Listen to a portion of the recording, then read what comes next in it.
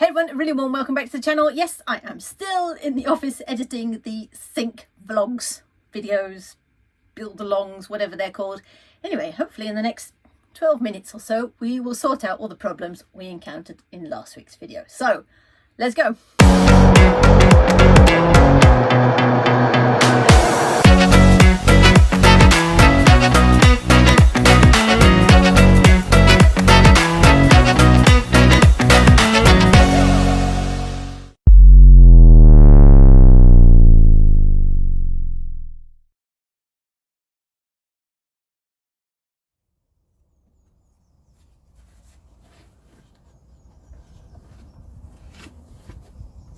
Here's where we left it in the last episode.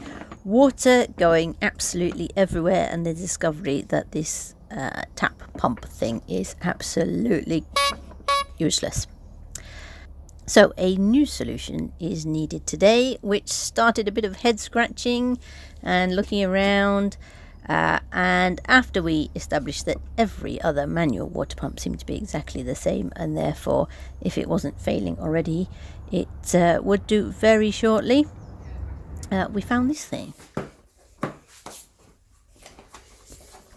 And what on earth is this, I hear you ask? Well, it is a USB rechargeable water pump, and it is designed to sit on top of those massive water cooler bottles that you see in offices. So for example, if you've got the bottle but you don't have a dispensing thing that it sits in, you can put this tap on the top and dispense water.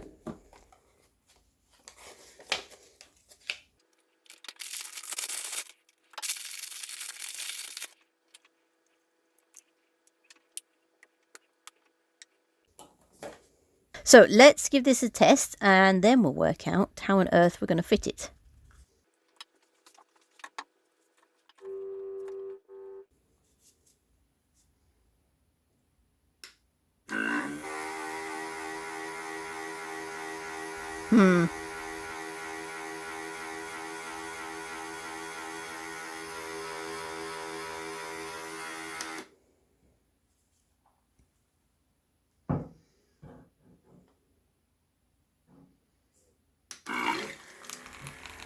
Okay, much better.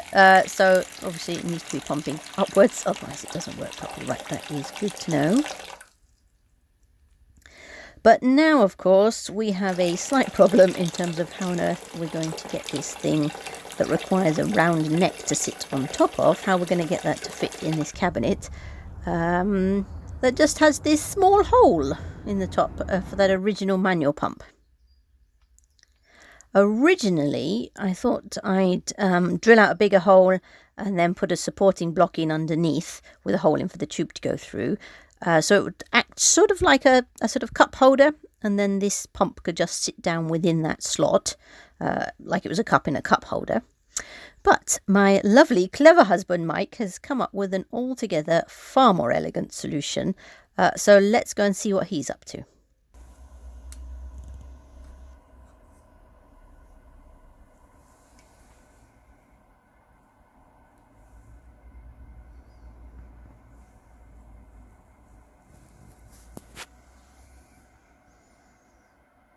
$61.1.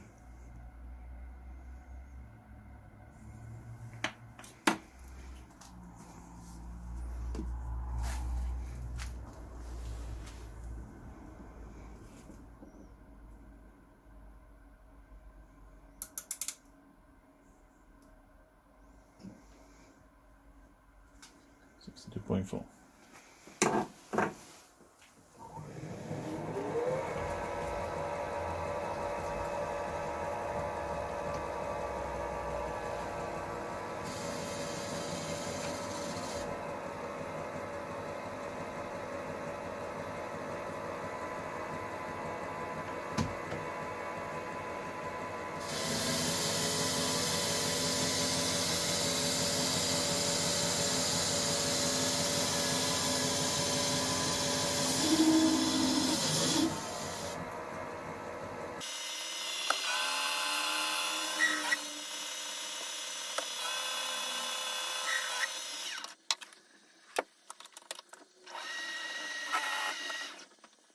Have you lot watching guess what it is yet?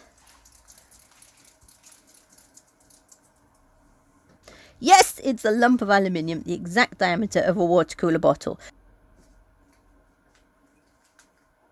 How tight do you want it? Well, it's going to expand when it gets hot, so not that tight. Otherwise it'll blow the plastic, won't it?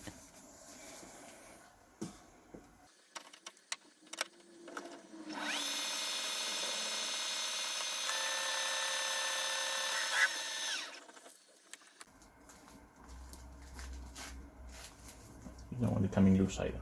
No, or rattling. Okay, let's try that. 61. It's got these things, so that will grip nicely. Thank you. So even if this pump goes wrong at some point, which is bound to do, all these things do, then a similar one will fit. I don't have to worry about the overall external diameter because the internal diameter is always designed for the same thing. So, perfect. Now, next step, making that waste contraption up inspired us to make this hole actually into both a tap access point and to make the whole thing much easier to use by making this a fill hole, so a freshwater fill hole as well as access for that tap tube. So Mike, who you will have noticed only permits me to film his hands mostly, so Mike has used some JB Weld liquid metal, so sort of very posh glue for metals and so on, to secure this bit of corrugated pipe inside the aluminium hole, and then the pipe for the water fill tap, the pump thing, fits perfectly down the centre of this thing.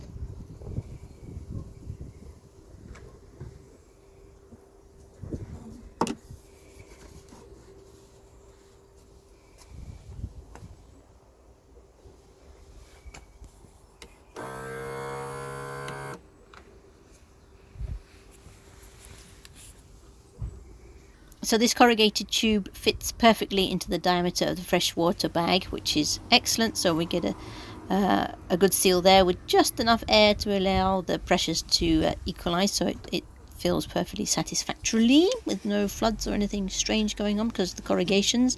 And then the very thin pipe that pumps the water up through the tap fits down the center of this, which is great because that means that skinny little tube gets guided perfectly into the exact position into the bag itself, so there's no faffing around making sure that's picking up water properly, and also makes the whole thing much more useful because when I want to fill up with fresh water I just have to dangle the hose pipe over this hole, or just pour in a jug of water rather than faffing around underneath to get the water bag out and then maneuver it back in once it is full of fresh water. Nice. Of course, I should say, none of this corrugated tubing is food safe, but for us in this situation, it's not really important because this is not really drinking water, so I'm not worried about that. But obviously, if you will be drinking lots and lots of water out of here, then do be careful to make sure you're getting the right sort of plastics here.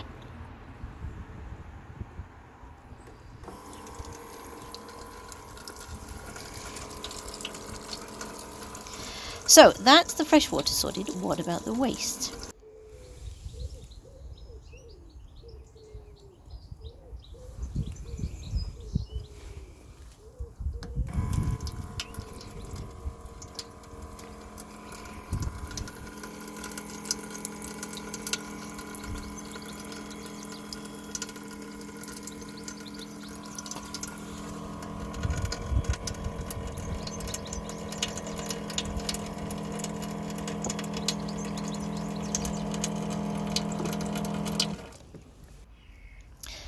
And now that the inlet's working properly and is pumping through at a considerable rate, we can see that the pressure of water building up in the waste system, so into that sort of trap I created by using the collapse pipe. That pressure down there is causing the tube actually to leak because it's only pressure fit, so that is no good either. Of course, I could connect in a proper collapse end, the hard plastic end that fits in the rubberized end. But again, that's just pressure fit and it's not really designed for that, so I think it's asking it to do a bit much. Not only that, but that gives a huge, really tall trap shape that doesn't really work in this small space. So I think we'd probably have a similar issue anyway. Now, the good point, of course, is that the flexi nozzle on the collapse system, why we went to all that trouble to design the waste that way, so the flexi nozzle end fits perfectly in the neck of the wastewater bag and makes a reasonable enough seal there. So again, just loose enough to allow air to escape, but not so loose that we get sloshing. So we'll go for a direct connection for now for the waste, and then not worry about having a trap. We'll have to use this setup for a while, of course, at least a few months, to see if it proves stinky or actually it works okay. And if it proves stinky, then of course we'll have to have a rethink.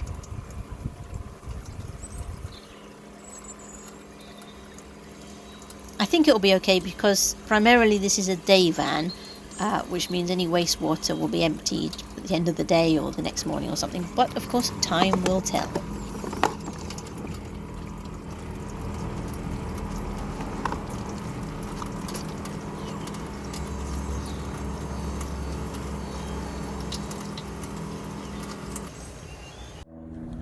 Right, that is it, my lovelies.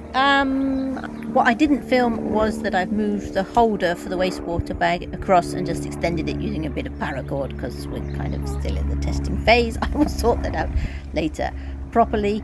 And then I'm just finishing off the testing now, making sure we've got some decent capacity. Anyway, we are going to use this for the next few months. And I'll report back eventually how we got on with this very experimental setup and whether it is actually working or whether we end up with water sloshed everywhere. Anyway, that's it for today. Hope you liked the video. Do leave me a comment below because it's always wonderful to hear from you all, and I will catch you in the next one. So bye for now. See ya.